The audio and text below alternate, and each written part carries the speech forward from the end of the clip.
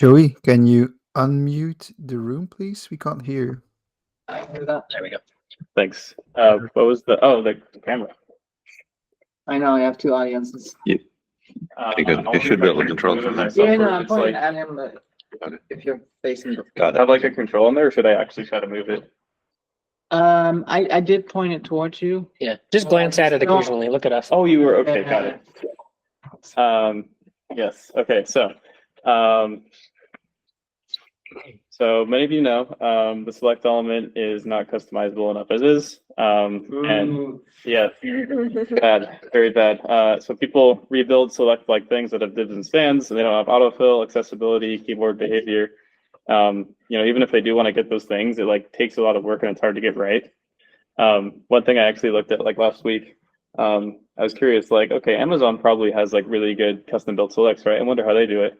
And I'm pretty sure in order to get autofill to work, they have their own custom built select that's like on top of a native select that's like hidden, so that like they can probably like intercept the autofill and like make it work, and pretty crazy.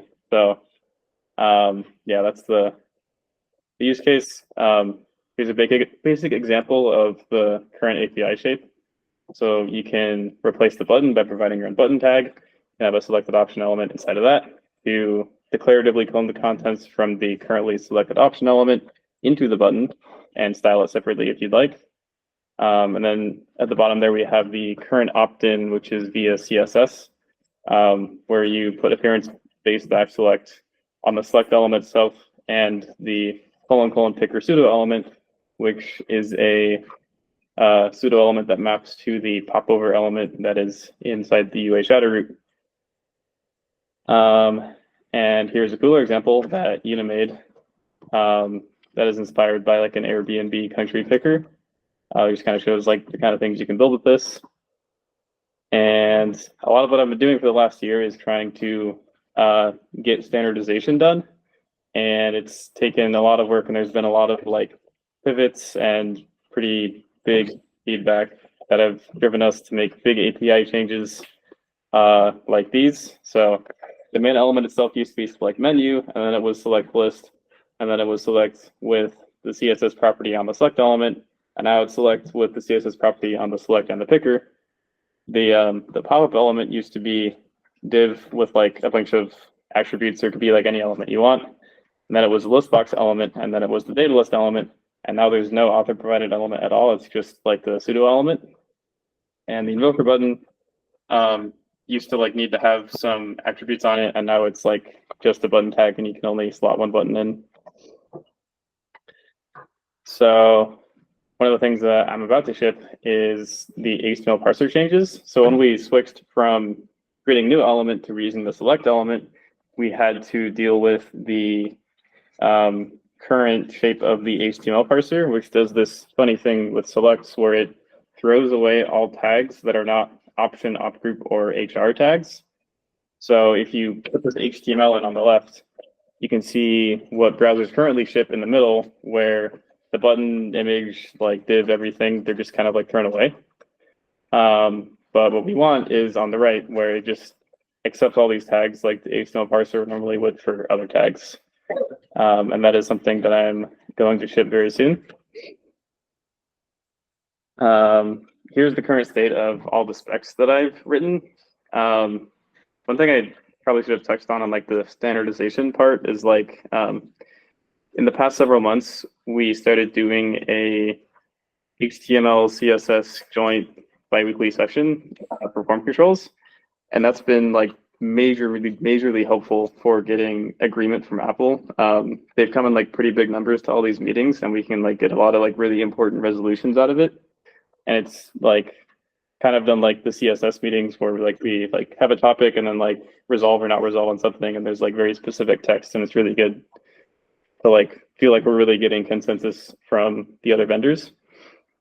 So I have 2 CSS specs merged, and then 1 more open, and then 5 more HTML specs, which will hopefully get merged very soon. And since we're all here, and since the time is right, I thought that y'all might enjoy watching me press send on this Blink dev. This isn't for like the whole project, but we're shipping the parser changes independently first because it like could potentially be a very breaking change depending on like what we do, and we might want to like tweak some things like based on how the compat looks. So Should we crowdsource next? yeah. Yeah. What do y'all think of my my summary? Hard to read it. Oh, here we go. How's that?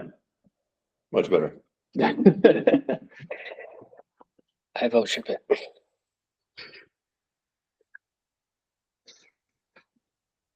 All right, sounds like it's good. You should put the like co-signed BlinkOn breakout session. Yeah, that would be fun. Probably never been done before. All right, I'm just gonna send it. So that's done. Oh no. So yeah, if anyone has any questions about the work so far, how it currently works, API shape, and also like what UI features y'all think we should work on next when select is done, that would be appreciated.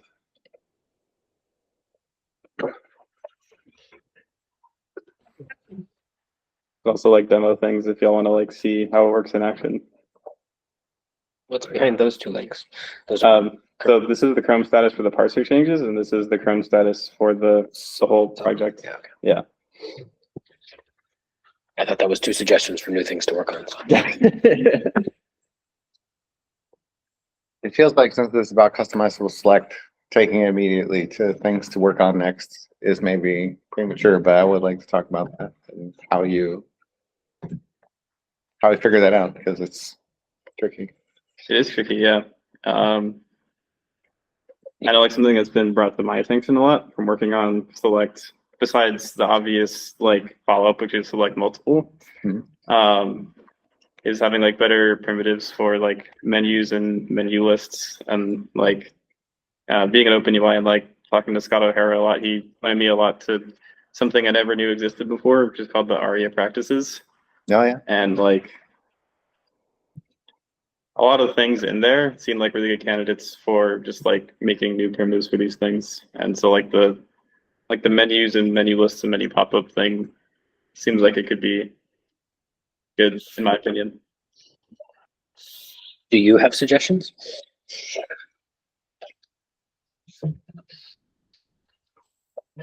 No, I think it's really, I mean, I do have suggestions, but I think that some of them we're already working on. Like there's work on the scroll patterns to enable carousels to be just a function of scroll, but also a certain kind of tabs, the kind that we tried to talk about with spicy sections. I think nobody probably knows about that, but in OpenUI, we worked for a while on tabs, and there's always been this like split world of people who see tabs as very different things. So like in 2004, Ian Hickson had tabs in the HTML5 specification, and he said they're a function of scroll, like of overflow.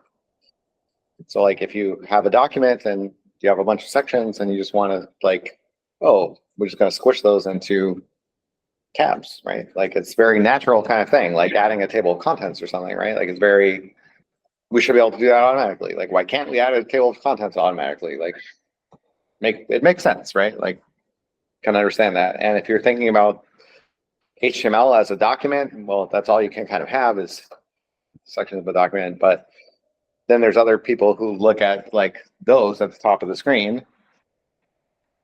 That's a multi-document interface. Like that's a completely different thing. Those are not the same, you know? Mm-hmm.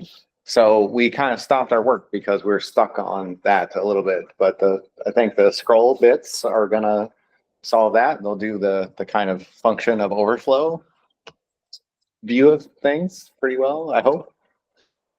And yeah, we have a few other things that have come up in OpenUI. I think like the accordion thing happened rather quickly, pop-ups. Yeah. I mean, one of those things sounds like it's horizontal scrolling, and the other is about information hierarchy and like logical grouping that's deliberate on on the part of the page creator. Like auto pagination horizontally is just like, horizontal pagination basically, Mhm. which it maybe is desirable in its own right for different reasons. But like you said, those are two Yeah, really different things. right. Yeah. Is there anywhere documented like the current state of proposal of tabs? I know it's been like mentioned in OpenUI, but I don't know if there's like a proposal there or not. No, I mean, Rob Fleck, his thing is working on that. He has a demo for that. Um, Cool. I mean, we'll see how it goes, but I think people are giving it attention, which is like more than you can say for some other things. So, yeah. I think the thing that we just saw downstairs, that's the reference targets, is a huge important thing that will maybe even alleviate some other possible things that we might have had to take up. Cool. I'm curious what other people think though. Like, what's the thing that you would choose? Like you get one new thing, that's it. And there was research What with is it? OpenUI on like the top 10 controls that people have the most trouble with. It's sort of dated, I think. It was but existing controls too, so yeah, it's not new stuff, but like the one you Yeah. mentioned is a grid. I've heard grid a lot. yeah, That's not in that list. that's true. Yeah. It's funny that all these ones are like, Hixie had them in the spec at some point around mid 2000s, and then we took them out. Really? Grid was in there Which- too, which- yeah. Which ones? Grid was also in there. The grid element, Grid element? or like a You mean? Yeah, what was it? Yeah, it was like, That you can renamed. do like sortable grids. You can like disconnect the data source from the actual functioning of the markup of the grid. it had like data binding. Sort of like a on it? data table. Yeah. Wow. Okay. Was there a prototype? JavaScript by somebody? Or did he just I don't, Conjured do it up Man. and write it in this I don't- document? I mean, it's in the, you can find it in the spec revisions.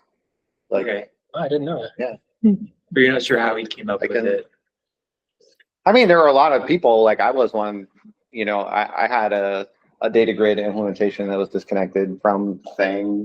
There are a lot of people who talk in IRC and stuff. I don't know if I was one of them at that time or, Yeah, but I'm only asking because like, like, I was around Alex back Russell then. had a Yeah. disconnected data thing with Dojo and stuff like that. And yeah, there were a bunch of them.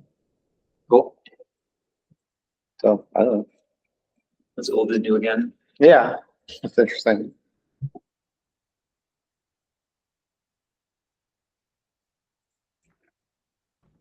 Yeah, I think grid is a thing I might have seen in the RA practices as well. I don't know if it's like the same as a data table or not, but There are some people in Interop this year who asked for responsive grids, which is a interesting thing because, grids, they typically want to lay out this way, but there are some attempts at making them responsive to turn them into like individual cards that you scroll. Maybe you could do some combination like scrolling and paging or something. I don't know. Responsive, like the number of columns would depend on your screen width. Something like that. Oh, yeah. I mean, maybe. Is that what Maybe. it meant, or would it mean something? I don't know. Did you read it? No, No, yeah, it's on the Interop thing this year, but I just saw the title responsive grids. I haven't looked at it, but like, I know that like, there were some things from CSS tricks that like, they would they would like change the display so that like rows became like cards. They became like property cards, So you would flip it around and each one is like a card stacked on top of one another. So if you have a small mobile device, you can still get all the data as opposed to this infinitely long, potentially scrollable thing. I don't know. Yeah. I don't know what you would do with it, like how you would make it both useful and customizable. But it's interesting. Sometimes I think it's interesting that we do these things and then like, I don't think you mentioned with customizable select. So if you customize a select, can it paint out the window? no. Yeah, that's a like If you have a customizable select, what happens on mobile? it renders the same as desktop. And like in OpenUI, we had discussions about adding like a media query to the UI style sheet that says like, on mobile, make it like look more like a dialogue in the middle of the screen. And I got like really negative feedback because like if a web developer wanted to like really have a more customized mobile layout, they'd have to like fight to like undo those media queries and like add their own, and it just seemed like too much friction. Yeah. But yes, popovers and customizable select stay within the window. And I wish I could make the existing select do that too, because I frequently get assigned security bugs where somebody points out that they can make the pop-up render on top of like the browser UI and stuff. I'm like, well, if only I could just make it stay in the document, this would be so much easier. Right. But I guess that is something that's important to some people. So It's pretty impossible to ship all the functionality that we want while allowing it to go outside the window. It's security wise impossible. Yeah, no, I knew the answer before I asked it. I just didn't know, like, yeah, there's more to the conversation, I guess. Yeah, it's like tricky. It's tricky that we purposely made select so that you could, Android can provide Android nice native widget, Yes. but you won't get that with this, right? Well, Joey said it right. We could have put it in the user agent style sheet, but it also turns out to be pretty easy for developers to do it nicely. You just do inset 0 and make it take up the whole space. It takes some work, but it's 10 lines of CSS and it's totally possible. And if you still want the native picker, you can always not include this : picker select part, and then you get the fully customized in-page button with the native pop-up. So yeah, that's a good example. And you can stick that in a media query if you want to. So like on a small screen, you also can opt yourself back out to the native picker. Right. If you want. Yeah. With one line of CSS. Yeah. Yeah, it's tricky, like the pains we go through to do it one way, and then we discover like, yeah, but that's really limiting. And then got to do it another way, and we're like, but there are some good things about that too. This feels like a lot of back and forth sometimes. That's why I don't think we'll ever get rid of the old mode, right? Yeah, me too. Yeah, New thing that will Yeah. replace the old one. There are uses for both still. I agree. Yeah. Question, are there any limitations in the tag we can use as options? It depends on your definition of limitation. So Did you get your answer? So, Question? It mustn't get the DOM. so there is an idea that like you should only be using certain things inside that pop-up in order to ensure accessibility. Because if you like put a button in between every single option, the keyboard navigation becomes like really unclear. Because like normally you use like up and down to like go between the options, and then tab is supposed to like close the list box. So then like those buttons become like not usable via the keyboard, or like we have like an idea within our accessibility system to try to like detect when the author puts like interactive content besides options in it, and then like change the role and possibly like keyboard behavior as well. But more specifically, Scott and Aaron helped build like a content model, which is in one of my HTML specs, the update the content model one. And it's like a very prescriptive, very confined like set of tags you can use to like ensure that it has good accessibility. And like the affordances are basically like, yeah, you can have a button with a selected option to open the thing, and you can like in the list box, you can put like divs like wrapping anything you want for like styling. And then inside options, you can have images and text, and like that's all you're allowed to do according to that content model. We've also had a lot of discussions in OpenUI about like what should we do when authors leave this content model, and so far the answer is like use accessibility or dev tools like tooling to try and like warn authors about it, push them away from it, like let them know like if any accessibility mapping changes were made, stuff like that. And I think this can be more broadly used like outside of select.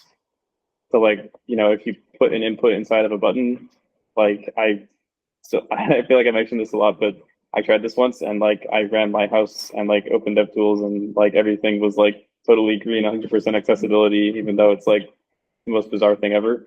So I feel like there's a lot of opportunity there to like take that strategy with like tooling and apply it to like other elements too. So what about things like content editable and stuff like you?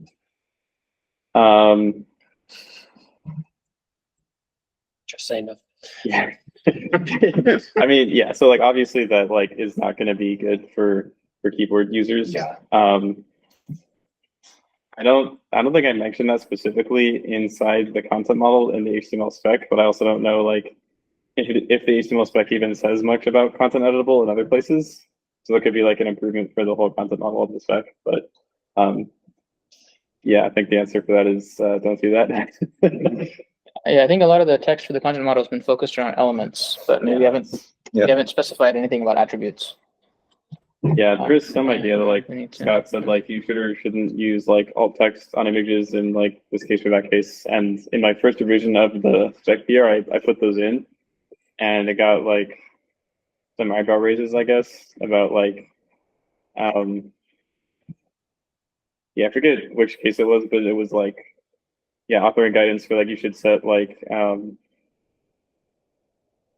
ARIA thing to an empty string that I'm forgetting the name of right now, but the idea was like, you know, HTML spec shouldn't like say that you have to use an ARIA attribute to like make this thing right. And then Scott also had some additional clarifications, and now we're just ended up with like a concept model that doesn't say anything about attributes. I mean, with attributes, you would probably also want to avoid tab index. Yeah, that's right? That's what I was gonna say too, just like disable. Yeah, right. Yeah, there's probably some room for improvement, but Option, and you just gotta skip. And multi-select works too, right? select multiple. Yeah. I'm glad you asked. So I have not started working on select multiple yet, and I actually recently created an open UI issue to discuss about that more broadly. So there's like the way I see it is like there's two different ways we can go about this. There's like an easy way, like a really, really easy way, and then a very hard way. And it all has to do about like the button, because if you have a multi-select thing with a button and a pop-up, what do you render in the button? I know that on iOS, if you select multiple, it has a button and a pop-up, and the button just says like 0 items selected or 2 items selected and something like that. And then there's like other select libraries that have like a more combo box kind of thing, where every time you like select something in the dropdown, it adds a new button inside the button. And the button inside the button has another button to like remove it. And it's like this very complex UI that I feel like I would have like a super, super hard time trying to like standardize. The easy way would be to just do like what we currently do on desktop, where select multiple is just an in-page thing. And like, I could basically just write some CSS and like some basic rules and like get that like nice looking and like more usable and have like check marks or check boxes next to it. But it's still under discussion. It's unclear, like, you know, what people really. Just to add on to that too, real quick, if we go that easy route, that's like a widget that you could use to build your own button thing and build any of the other options that current design systems do. So I'm strongly in favor of the easy way. So As I always am. So you mentioned combo boxes. Is there a combo box in the near future, far future? 1 years again? Yes. So the more time goes on, the more I feel like I'm not sure exactly what a combo box is. But my understanding of a combo box is like input type equals text with an attached data list, where you type and you get suggestions to like, you know, complete into it as you type. And I think that could be a good candidate for the appearance base concept that we ended up with after all the standards discussions, where like you could put appearance base on a input and then attach a data list to it. And then instead of using like a native UI to like just copy options into like some native UI that auto completes, we could actually like render the data list element itself as like a popover. under the thing, and that could be like fully customizable by the author. But that's just an idea that's in my head. I haven't really proposed it yet, but it's definitely like something that's been discussed in OpenUI. Another question, so the native select, you can like type a key on the keyboard and it'll like select that option. Does that work here? Like if you type S, will it pick Spain? Yes. Awesome. So, yeah. And a difference from like the Windows, I feel like I can just open an example. But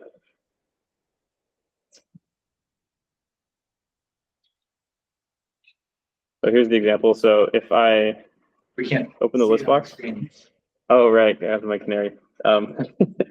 Anyway, yes. So internally, we call that type ahead, and it does work. Okay, that's cool. And when the list box is open, when you start typing, it'll focus the option that you would have like committed to if you were like on the current like Windows Linux select.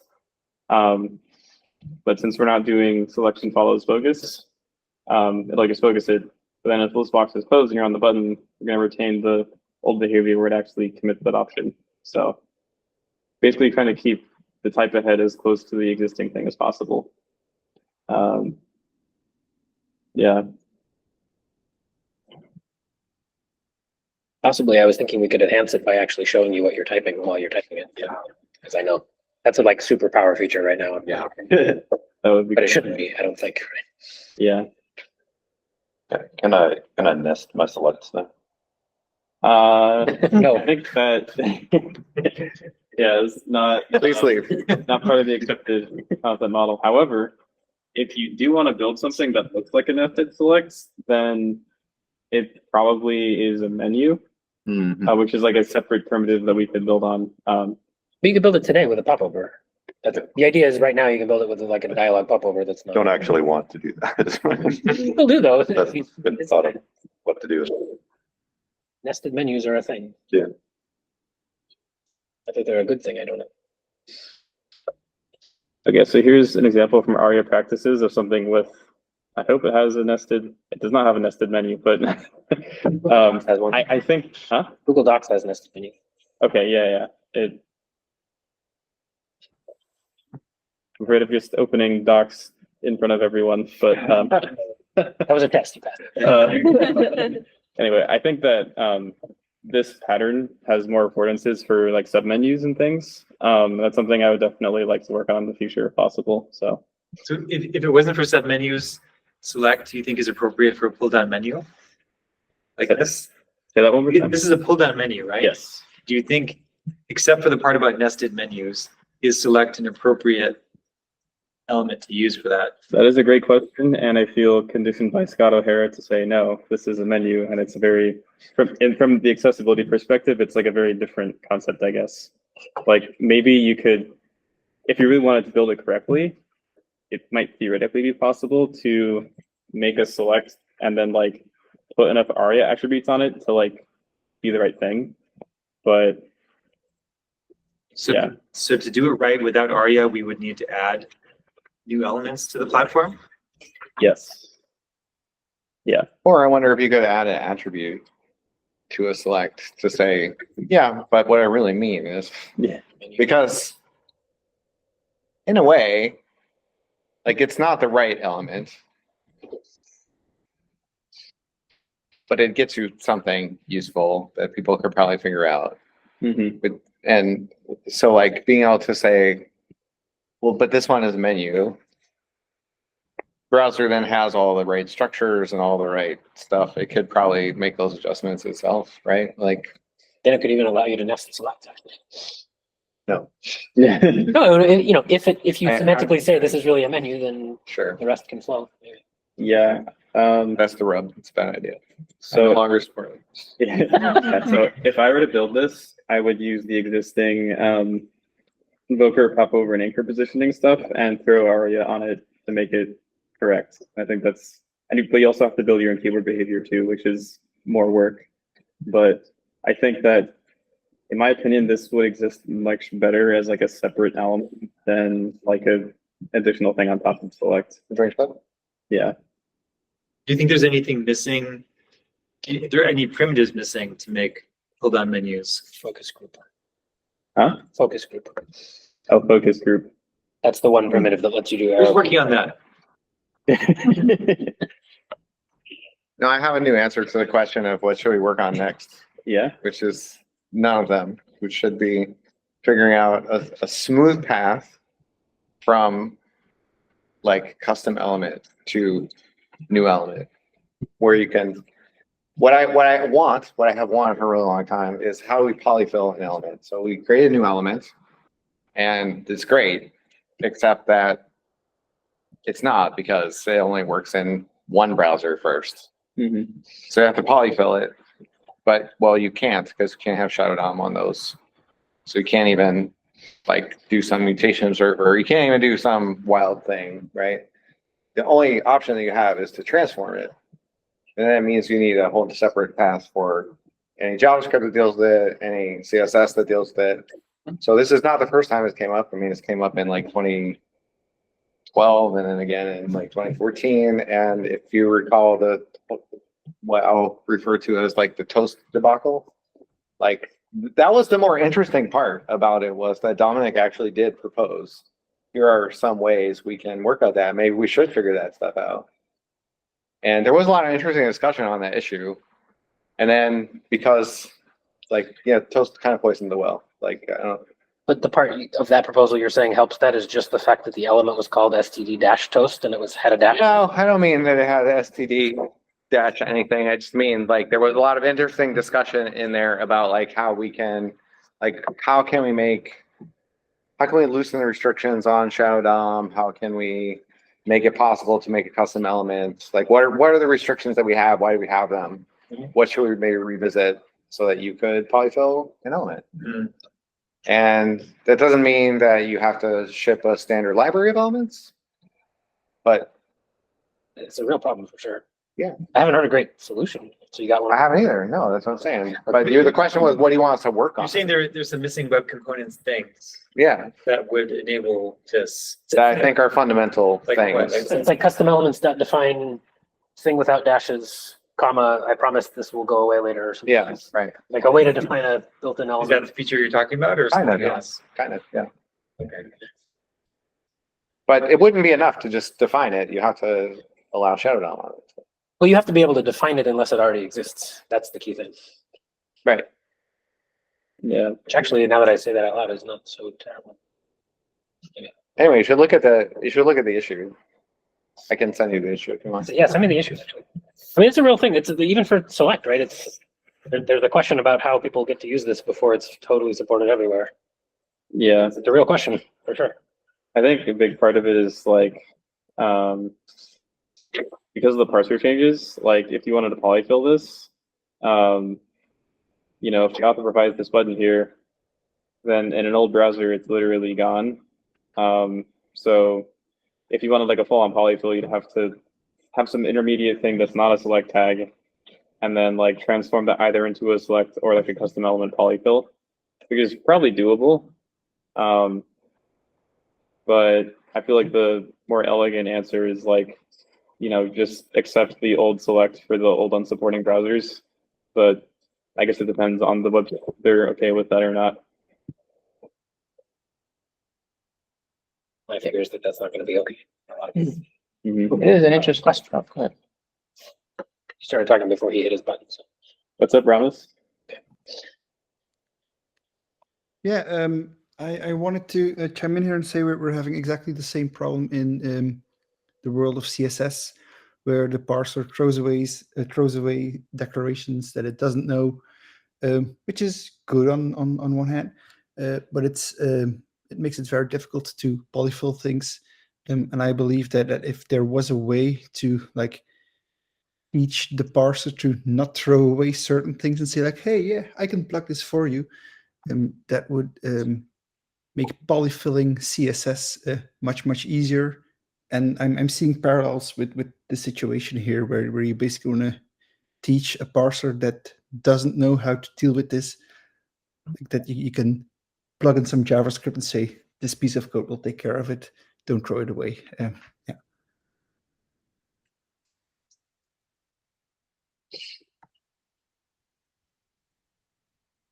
Yeah, that makes a lot of sense. So another thing I thought of for like best practices, you can actually, I went to that demo, you can change the display to grid Mhm. and then give grid columns that are out of order. Oh, And nice. it lets you do that. You want another example of things not to do. Yeah. Yeah, that is a good point. I did play with the keyboard behavior in this example, and like the way it works right now is that we kind of like hard coded like the up and down arrow to go to like the next and previous option in the DOM. Which like, yeah, for this example, it could probably be like, you know, up, down, left, and right. But it sounds like maybe there's like other primitives that could help with that could be extended to this later, hopefully. And I think for AT users, you want it to always be up and down, choose out options, regardless of order. Yeah, that's true. I think we're 10 minutes over. Oh, Nice. thanks for the discussion, everyone.